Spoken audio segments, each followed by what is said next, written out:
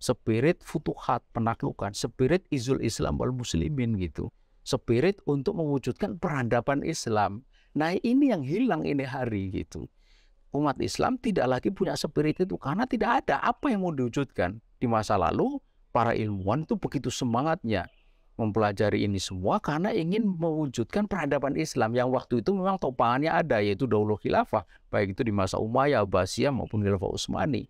Ya, Syekh Taqiyuddin An-Nabhani rahimahullah itu membedakan. Ada yang disebut dengan hadharah yang sering diartikan peradaban sebagai kumpulan pemikiran ya.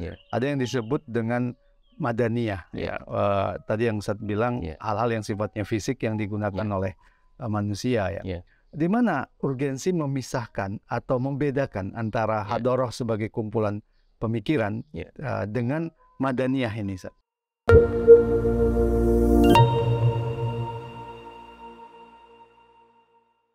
Bismillahirrahmanirrahim. Assalamualaikum warahmatullahi wabarakatuh. Waalaikumsalam. Pemirsa yang dirahmati Allah Subhanahu wa taala, kembali kita dalam program Fokus.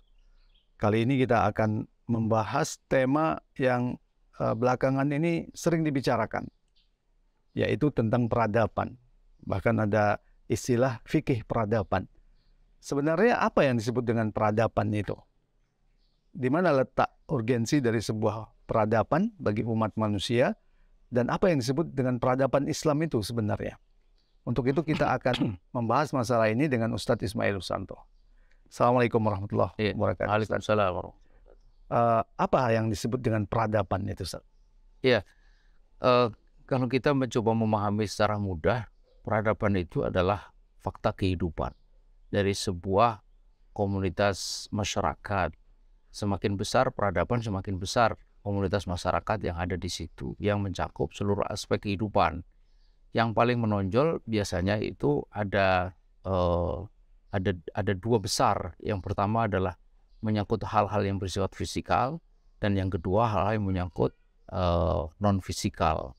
Non fisikal itu di situ ada ilmu pengetahuan, kemudian norma, nilai-nilai yang berlaku atau yang berjalan di tengah masyarakat itu.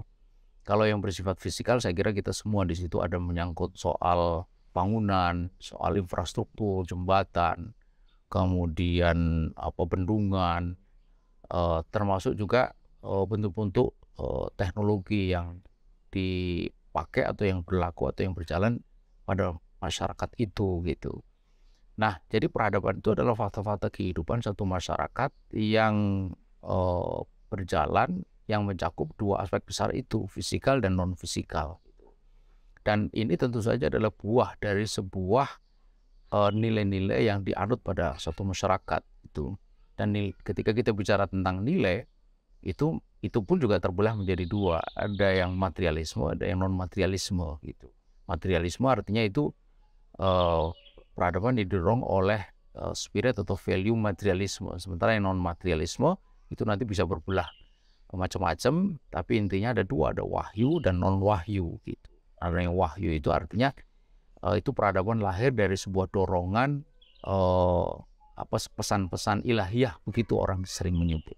Sementara yang lainnya yang non ilahiyah. Ya, Syekh Taqiyuddin An-Nabhani rahimahullah itu membedakan. Ada yang disebut dengan hadharah yang sering diartikan peradaban sebagai kumpulan pemikiran ya.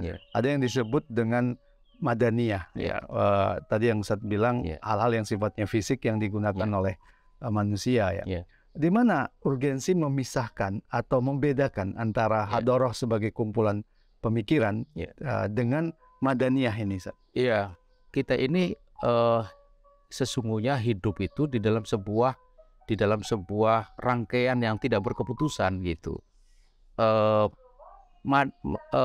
Peradaban itu sambung menyambung. Tidak pernah ada peradaban yang betul-betul dia lahir soliter atau lahir secara tiba-tiba sendiri gitu. Dia sambung menyambung. Sebutlah misalnya sebelum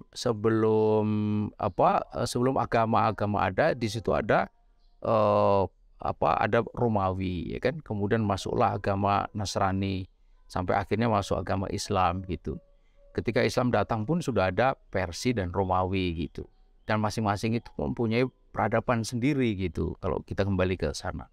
Nah, karena itulah maka penting bagi kita itu untuk secara jeli memisahkan atau membedakan antara apa yang disebut dengan hadoroh yang tadi dikatakan sebagai majmu'ah mafahim, ya, kumpulan pemahaman-pemahaman, itu berarti berkenaan dengan pemikiran, ada pandangan hidup tertentu, pandangan hidup, ya, wijatun nadril hayah, kemudian ada serangkaian tolok ukur gitu dan sebagainya gitu, dengan madaniyah yang itu merupakan produk dari sains dan teknologi gitu. Nah, peradaban itu dia akan menerus, khususnya hal-hal yang menyangkut madaniyah itu dia akan menerus itu dalam arti bahwa sebagai sebuah produk sains teknologi dia akumulatif kan gitu. Apa yang didapat sekarang itu berdasar pada apa yang didapat kemarin, apa yang didapat kemarin pada apa yang didapat pada kemarinnya lagi, begitu seterusnya. Makanya teknologi itu cenderung makin hari makin sempurna. Lihatlah misalnya kayak pesawat sekarang kan sudah begitu rupa, dulunya kan kecil, dulunya bahkan baling-baling, bahkan dulunya itu begitu kan. Mobil juga begitu. Dari yang sekarang mobil listrik, sebelumnya bukan listrik, sebelumnya lagi sampai dulu awal-awal mobil itu kayak apa gitu. Itu menerus itu.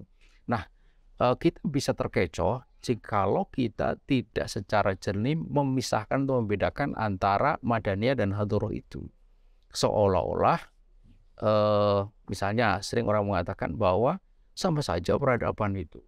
Yang penting kan kemajuan sains teknologi.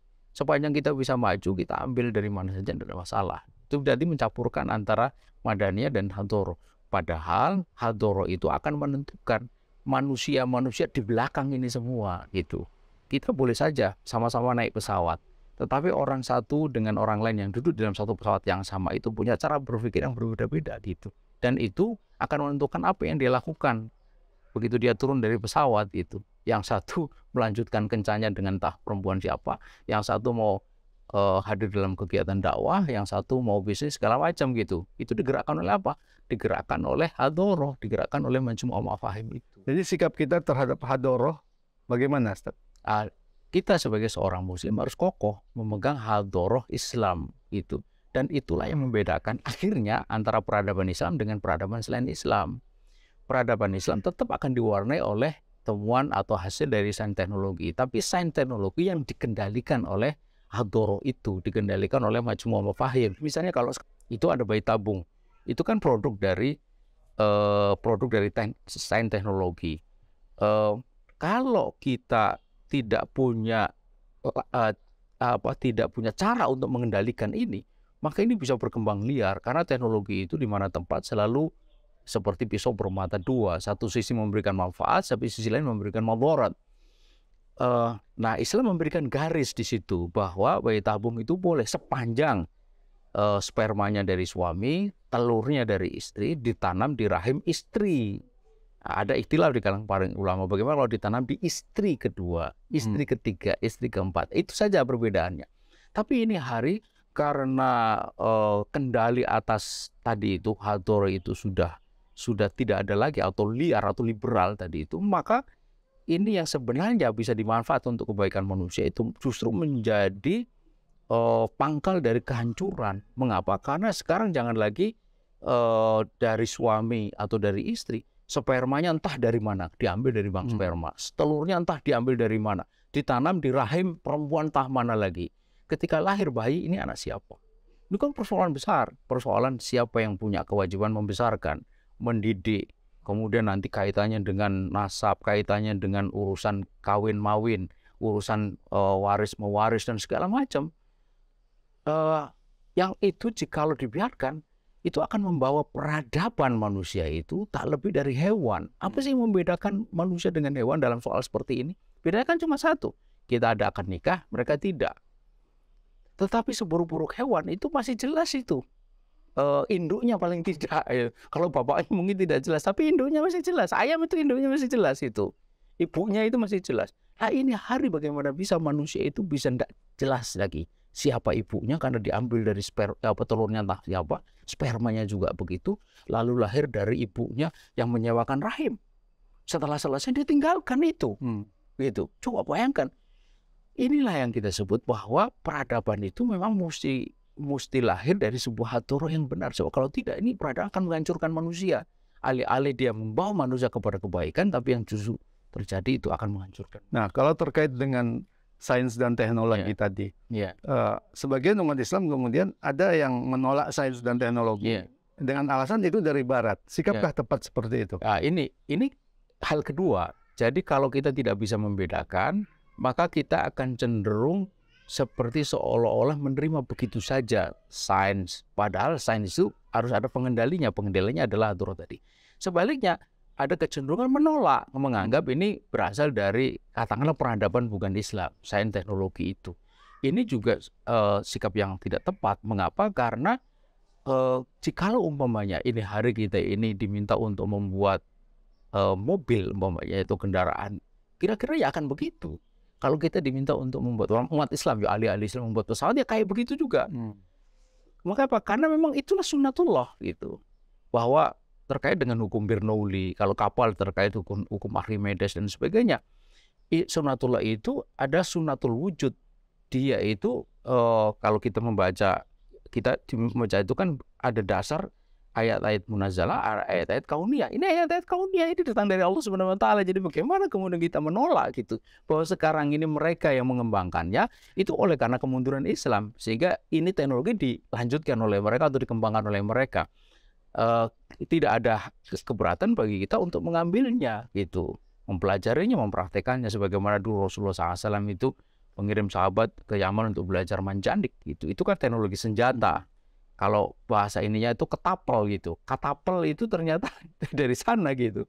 Yang itu kemudian dimodif menjadi sesuatu yang sekarang ini mungkin bentuknya adalah meriam atau tank gitu. Artinya sains dan teknologi itu bisa diambil dari peradaban mana? Dari peradaban mana saja. Apalagi kemudian Islam juga kita ketahui memang menyumbangkan sains dan teknologi yang cukup besar pada masanya. Pada masanya. Tapi kenapa terjadi kemunduran seperti sekarang, Ustaz? Kemunduran itu kan sains teknologi itu sebenarnya adalah satu bidang ilmu yang dia memang perlu dipelajari secara khusus, dan bagaimana orang mempelajari perlu ada semangat, ada spirit gitu, dan spirit ini akan menentukan sejauh mana itu orang akan secara serius dengan penuh semangat, dengan ketekunan luar biasa untuk mempelajari sains teknologi. Apa itu spiritnya?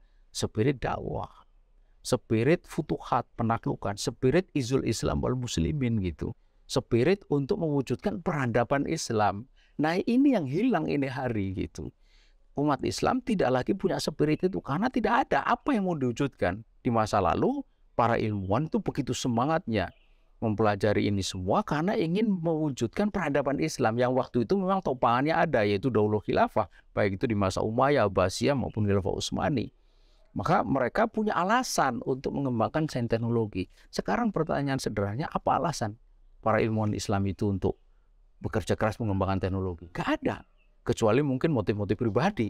Kalau motif pribadi selesai, akhirnya lebih banyak dinikmati oleh negara-negara Barat. Itulah yang disebut dengan brain drain kan. Ada banyak ilmuwan di negeri Muslim, di Palestina, dari mana-mana itu yang dimanfaatkan oleh Boeing, dimanfaatkan oleh NASA, dimanfaatkan oleh negara-negara Barat untuk kepentingan mereka, bukan kepentingan Islam. Mereka mendapatkan kemakmuran, kesejahteraan, gaji luar biasa, tapi sebatas untuk kepentingan mereka, tidak untuk kepentingan umat Islam secara keseluruhan, karena memang payung dunia Islam tidak ada yang memayungi semua invensi-invensi ini. Iya, kalau kita lihat sekarang ya peradaban Islam yang tadi disebut mundur tadi. Tadi Ustaz mengatakan tentang negara ya. Memang banyak pihak mengatakan peradaban itu tidak bisa mungkin lepas dari negara. Nah, di mana peran sentral ya dari negara khilafah dalam peradaban keemasan Islam? Karena kalau kita lihat kan ilmuwan-ilmuwan Islam kelas dunia itu, kalau kita kumpulkan listnya yang itu diakui oleh Barat, itu sebagian besar hidup di era khilafah gitu. Di mana letak penting daulah khilafah dalam hal peradaban Islam? Khilafah itu dia memberikan basis dari hulu sampai hilir, dari sebelum, sesaat dan sesudah. Kalau hilirnya itu pada pemakaiannya, pada pemanfaatannya. Itu kalau kita membaca filsafat ilmu itu kan pada aksiologinya gitu. Daulah Islam memberikan kerangka itu, kerangka filosofinya maupun kerangka terapannya di dalam apa yang disebut bagi kepentingan kemajuan Islam atau terwujudnya peradaban Islam. Nah, ini akan berpengaruh pada hulu, yaitu pada motif-motif itu. Kemudian di tengahnya Daulah Islam memberikan sarana untuk orang bisa meneliti, itu kan perlu ketekunan. Ketekunan itu artinya dia mengerti bahwa dia melakukan ini untuk sesuatu yang besar, sesuatu yang agung, sesuatu yang mulia. Dia juga mendapatkan reward yang sepantasnya. Kalau dulu di masa kejayaan Islam kan para ilmuwan itu menulis buku dihadiahi emas seberat buku itu gitu. Artinya penghargaan terhadap ilmuwan itu besar sekali. Peradaban sekuler, peradaban liberal ini hari itu penghargaan terhadap artis jauh lebih besar daripada penghargaan terhadap para ilmuwan. Nah, Daulah Khilafah memastikan bahwa para ilmuwan ini menjadi orang-orang nomor satu di tengah masyarakat itu. Guru, ustadz, segala macam itu. Kemudian memberikan fasilitasi, ruang-ruang penelitian, biaya penelitian, kemudian kepastian pemanfaatan penelitian itu untuk hal yang memang sejalan dengan Islam. Jadi dari awal sudah Islam, tengahnya Islam, ujungnya Islam. Sesuatu yang ini tidak terjadi. Mungkin saja dia sebagai ilmuwan pribadi punya spirit Islam. Tapi begitu di tengah, ketika dia melakukan penelitian, tidak ada Islam ya. Tidak ada fasilitasinya. Apalagi pemanfaatnya. Pemanfaatnya untuk apa ini? Tidak ada. Apalagi dipakai oleh orang Barat misalnya. Nah, ini yang putus. Daulah Khilafah itu memastikan rangkaian ini berjalan secara konsisten, kontinu, menerus, dan yang lebih penting lagi terbukti secara faktual. Itu. Ya, artinya itu khilafah akan sangat concern terhadap dunia pendidikan yang melahirkan sains dan teknologi itu. Pasti itu. Ya. Baik, Ustaz, terima kasih. Ya.